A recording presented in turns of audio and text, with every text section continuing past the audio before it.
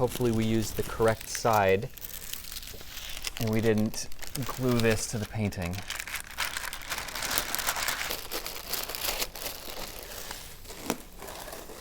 See how flat it is? Mm-hmm. And you can really tell the benefit of shaving off the back. Yeah, there's no groove. There's no groove, there's no bump. Now obviously there's still a little bit, you can see where like the stitching is, but that was always there. So this is gonna catch the light much less than it was before. So that's really a critical improvement. It's also much more stable. But just as good as the seam is, Kit, if you come over here, you can see areas that don't look good. Yeah. These are the areas where there were tears and the massive amount of overpainting that was just kind of layered on top of the painting. This is now standing proud because the canvas is flat. Right. So this was depressed beforehand and now it's been raised up. So this is all gonna have to get removed. You can see it kind of really bad. Yeah, it catches the light and it really draws your eye to it. I mean, aside from the color being totally wrong, the texture is wrong. And that's one thing that whoever did this work just wasn't conscious of. So, you know, we'll take the win on the seam, but we're definitely gonna have our work cut out for us here. Just lift it off like this. Got it? Yep. All right, let your side down like that. All right.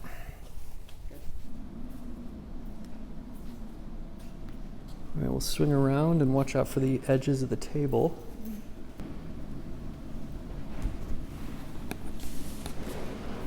There we go. Perfect. Look at how bright this painting is going to be once all the grime and the varnish is removed. Yeah. Like all this these bright areas coming through here, all of that varnish coming off, it's going to be such a different painting. And that all got like pulled off because of the washi-kozo, right? Because yeah. So clearly the varnish bond with the painting was weaker than the fish gelatin and kozo bond with the varnish. And so when we pulled off that washi-kozo, yeah, a lot of the surface grime came off, kind of that gray sooty stuff that we saw last time. But also some of the varnish just came off. And that's probably because the varnish is deteriorated. It's really oxidized and polar. So the bond with the paint is kind of failed, and the bond with the fish gelatin was really strong and fresh. So pulling it off, we kind of get a little sneak peek at what it's going to look like. So let's see what we got.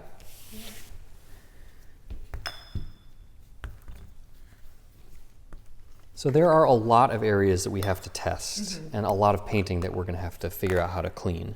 And so I have a whole bunch of different solutions, solvents, detergents, soaps. Where do you think we should start with this? What do you think would be the best area to test first? I personally like testing on an area with a high concentration of white for a couple of reasons. One, we generally know what white is going to look like. It's going to be white, bright. When we're testing, you're going to go with like a variety. You said solvents, soaps, gels. I mean, you said you have your suspicions about which one's going to be successful, but why do you just try to break it up between the three different realms of cleaners? We have three different things we have to remove from this painting. So first we have the accumulated surface grime, which the washi-kozo and fish gelatin pulled up some. Then we have the varnish, and then we have the overpainting. And those are each going to take unique approaches and a different suite of materials to remove. What removes the accumulated surface grime will not remove the varnish, and what removes the overpaint will not remove the accumulated surface grime. So we really do have to break it up into stages, and it may take 2 stages, 4 stages, it may take 6 rounds of cleaning to get this completely cleaned, and that really just depends on kind of the layering of what's on the painting. So that's why we have to do all these tests and investigate. We can't just, get a mop and do it in one fell swoop. Not yet. Not yet. I mean, as much as I would like to do that, particularly for big paintings like that, you have to start small and with precision so that you know what you're doing. So I'm going to just start putting on some different detergents to see about the surface grime. Based on how you're agitating it, will you kind of go, oh, it's not really working, or you're going to let it sit for a while longer? Surface grime is generally pretty receptive to coming off. It doesn't take a ton of agitation. A little bit helps, but this painting, I don't think that this painting is incredibly dirty. We've seen some in the studio that have been in bars that just like, they smell like beer. that's right, they smell like beer and cigarettes. Those are dirty, and in those cases, this step would be really impactful. But here it's not taking a ton off.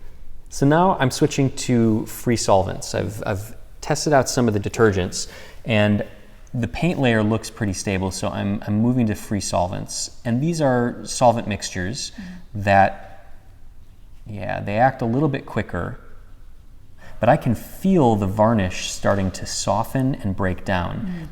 I can actually feel the difference when I'm rubbing on the varnish. It's a really smooth, plasticky feel. Slick. Yeah, very slippery and slick. You can even hear the difference too. You gotta get really close, but Yeah, there's much more friction. yeah, there's more friction, and so it makes a little bit more noise. And the other thing that I can't explain is that you can smell it. You can smell when the varnish has started to soften up and is swollen with the solvent because it has a different smell. And so you use all of these senses to gather the data points, and you can write them down, you can keep them in your head, doesn't matter, but you use them to inform what you're going to do, and then you remember them when you're working. Well, where would you like to test? Oh, well, I mean, I'm very curious about the red because it is such a center point, and in my experience, red is always a little bit. Red is a little bit more fugitive, but we can go ahead and test it. I mean, you have to learn this stuff, so the table is yours. Okay, no pressure.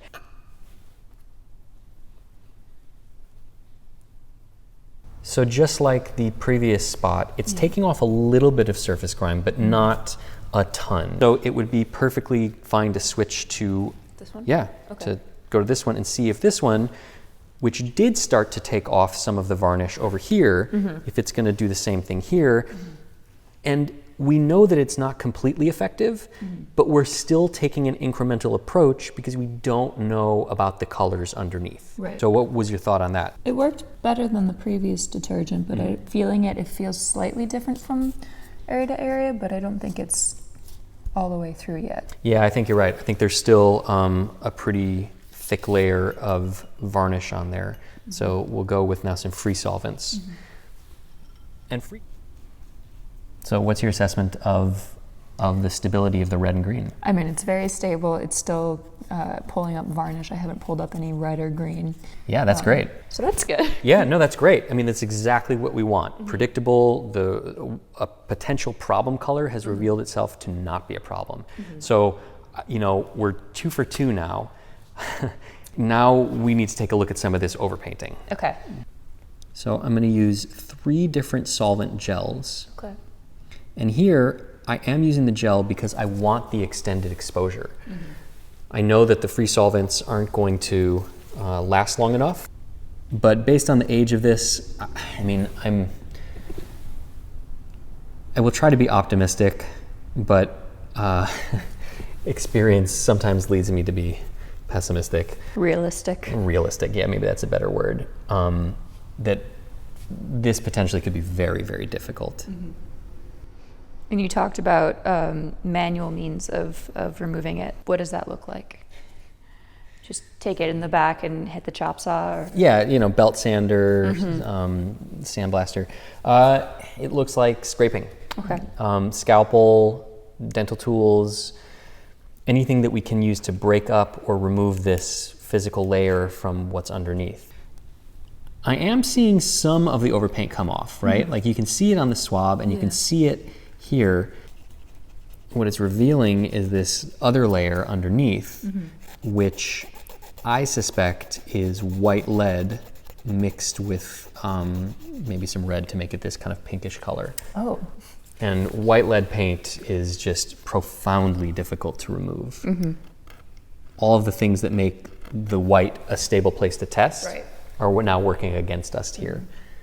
So I'm just going to try to manually chip down to the base layer to see how much is there and what we have. You can see this color right here, that's the original paint layer. And all of this pinkish stuff has just been gooped on over it. I'm I mean, this is not retouching, this is overpainting, this is the worst of the worst. And so you can see that there's original paint under here. That's what we want to get to. What we can hope for and pray for is that this overpainting was applied on a dirty painting, either surface grime or old varnish. And those can act as a release layer, that maybe this overpaint is bonded to a layer of varnish or just grime that isn't really well bonded to the painting. And so the tension that the scalpel puts on it will break that bond and chip it up. I mean, we're now into the hoping and praying. We're getting really optimistic. Well, I mean, when faced with daunting odds, you either have to lean into optimism or go home. And it's only noon, so. But this is effective. I mean, I can get it off. It's not gonna be fast. So, a mixed bag, right? We found a way to effectively get the varnish off safely, which is great. But we're running into some real problems with the retouching. If I'm being optimistic, luckily it is just areas that have retouching. By and large, most of the painting is free of it, so it will be areas of concentrated pain for us. But we do have a solution. Yeah. As difficult as it is and as slow as it may be, we can affect positive change. We can get this off. Now it's just a matter of us rolling up our sleeves and getting to work. I didn't bring sleeves this week. Oh boy, well then everything's a lost cause.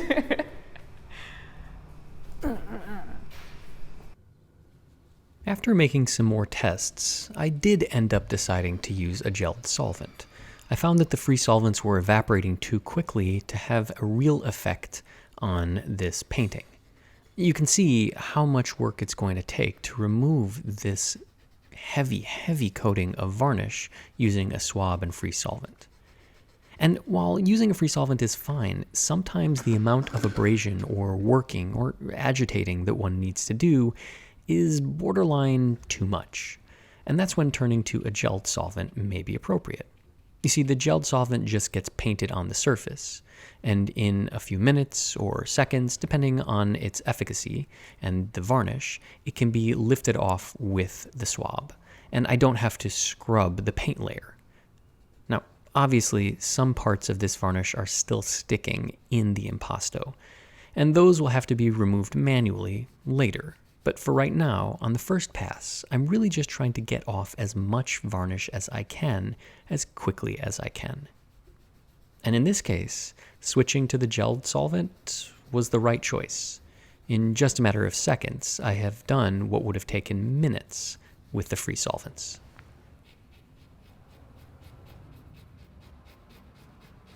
And so the process is fairly simple.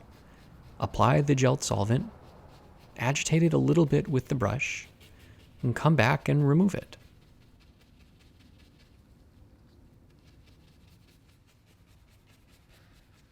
And as always, I'm choosing to work in a defined object. And that definition is created by the artist himself. In this case, it's one of the wings. And I'm staying in this wing because it is mostly white. It is one pigment. The surrounding colors are different, and those paints may have different properties. So by sticking to one area, I can ensure not only a more controlled cleaning, but I can limit the chance that the gelled solvent or any solvent that I may be using will be too aggressive or harm the painting. There's a lot of painting to clean here. And this one little cherub is going to take nearly an hour just to remove all of this old varnish. And there are a lot of cherubs. There is a lot of surface area. And as much as I wish I could take a big mop and just put this gelled solvent over the whole thing and then take a big old cloth and wipe it off, you just can't. You may have to change your solvent. You have to change the timing of solvent exposure. And in working small, you can do that. If you work too big, you may find yourself chasing yourself, and that's never a good situation. But one thing that is really fun about cleaning a painting in small sections is the slow revelation of what the painting should look like. Here, there are even some purples and pinks. The skin is really delicate and beautiful. None of that was visible under this old varnish. It was so yellow, almost brown. And it also just obfuscated some of the details and the sensitive brushwork that the artist created. It was also hiding a lot of overpainting and poor retouching, some of which is becoming clearer as we remove the old varnish. And that is something that we're going to have to deal with later.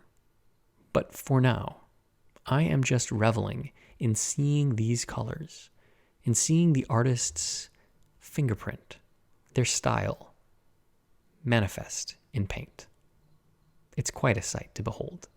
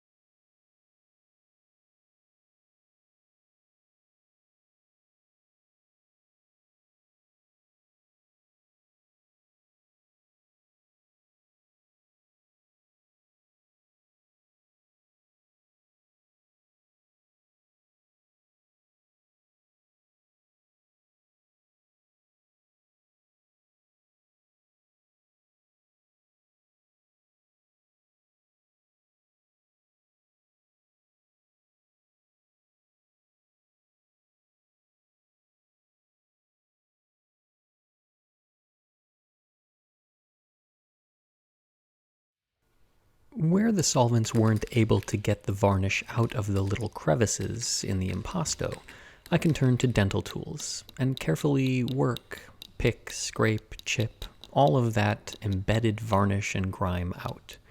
It's slow going, but that's the way it has to be done. And then we can start really putting the painting back together. And the first step is to fill in the areas of paint loss. Throughout the painting, there are tears, holes, gouges, chips, and other areas where paint has flaked off. And we need to create a receptive surface for the retouching. Not only because if we just retouch over these divots, we'll see the textural difference, but also the retouching needs something to stick to. And this fill-in medium is that something. So I will overfill the areas, and I'm not terribly concerned about how much I use here. The main goal is to fill in all of the little voids, including along the seam. And Kit and I will work meticulously, going over all of the areas of the painting where we find it's necessary. And in some spots, I'll have to use a larger palette knife because the area of loss was larger. Again, I'm not terribly concerned about overfilling. I can always remove this fill-in medium with a little bit of water or a little bit of water and solvent mixed together. And after a few final passes, we will have completed this step. And then we wait. But while we're waiting for the fill-in medium to dry, we can turn our attention to the stretcher because of course we will need this in a little bit. And the first thing we want to do is remove this label from the stretcher manufacturer. It may not necessarily be important to anybody, but we still want to preserve it. That's part of conservation. Kit is using a brush with some water and saturating the paper. The water will penetrate through and under the paper, and a piece of film will prevent the evaporation. And once it's had enough time to work on the animal glue, most likely rabbit skin, Kit can slowly and very carefully remove this paper. Now the interesting thing is that paper, even when fully saturated, isn't going to disintegrate. It still has structure. So we can lift it off. We just have to be careful. Now there is some typing on the back, which is novel, but not of great importance right now. What we want to do is make sure that it dries flat. So onto some release film, a blotter, and some weights. Once the fill-in medium has had enough time to dry, Kit and I can begin the ever so wonderful process of removing all of that fill-in medium. And we'll start with swabs and go over it with the swabs and some water and then our hands to try to rub off, lift off, and, well, generally remove the excess. Now, certainly there is an argument to be made about not filling it over with excess and having this step go easier, but this is actually pretty easy, and it would take more time to not overfill. Now, in some areas where the fill-in was large, I can use a dampened piece of wool felt as a buffing pad, and I can go over it and remove it and flatten it. It's effectively the same thing as sandpaper, but the wool won't scratch the surface of the painting as would an abrasive sandpaper. And then, once I've removed all of the excess, I can go over the painting one more time to clean off any residual fill-in medium and get a better idea of what it looks like. Of course, we have to stretch this painting, and it's going on the original support. After talking with the client, we decided, in an effort to keep costs down, and because this support was fine, we didn't need to replace it. The addition of the interleaf also makes using this support, which may be slightly undersized, possible, because the canvas isn't going to be prone to flexing. Now, if we didn't do the interleaf, I probably would have suggested using a larger stretcher, something with more weight or more crossbars to better support the painting. Now, the tacking procedure for a big painting is the same as for a little painting, except I'm using slightly heavier weight tacks here, because the painting is larger, and just because I want to make sure that there is a really good bond. Also, using heavier tacks means that I have to use less of them, which I think is better. I don't want to put a tack every half inch. I'd rather put them every inch and a half. That's a distance that I've found that works in most paintings. Now, even though this painting has an interleaf, I'm not really stretching it. I'm still going to take the same approach and tack the center of each end. This will make sure that the center of the painting is as taut as possible and stable, and then I can work towards the corners on each side. And because this is a big painting, and because Kit has never seen this before, I'm going to take a mouthful of tacks and spit them. This approach is something that was adopted from upholsterers who, needing to work in tight areas and work fast, would spit the tacks because they are readily available in their cheek and, well, it's fast. And that helps when you're working on a really big painting. Now, once I've done the 2 long sides, I will turn my attention to the shorter sides and repeat the process as before, making sure that I cover all of the area, evenly distributing these tacks and trying not to land myself in the emergency room. I have switched over to a tray of tacks, which is possible because they are easily reached, whereas before I couldn't quite get to them, hence needing to spit the tacks. And as I come to each corner, I'm going to tuck and fold the canvas in. This helps make a tight joint at the point of expansion.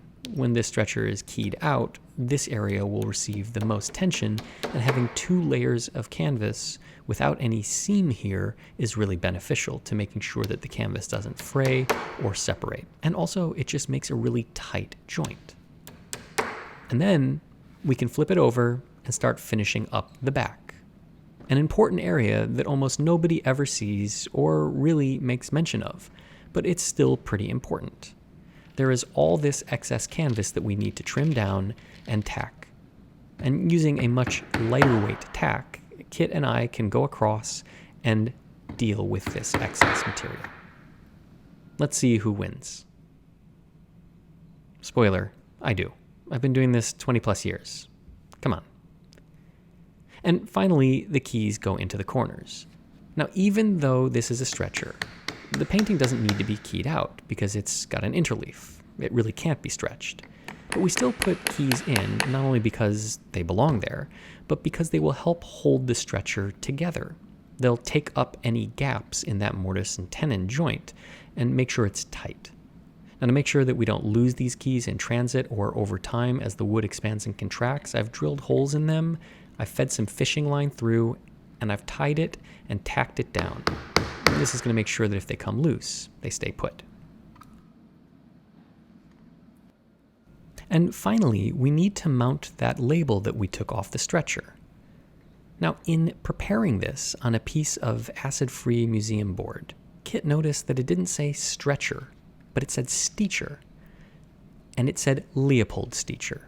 And through a bit of research, we learned that Leopold Steacher was the nephew of Charles, or Karl Steacher, a German-born painter who moved to Paris to study his craft, and then ended up in Wichita, Kansas, where he was well known for painting copies of masterworks until his death in 1924.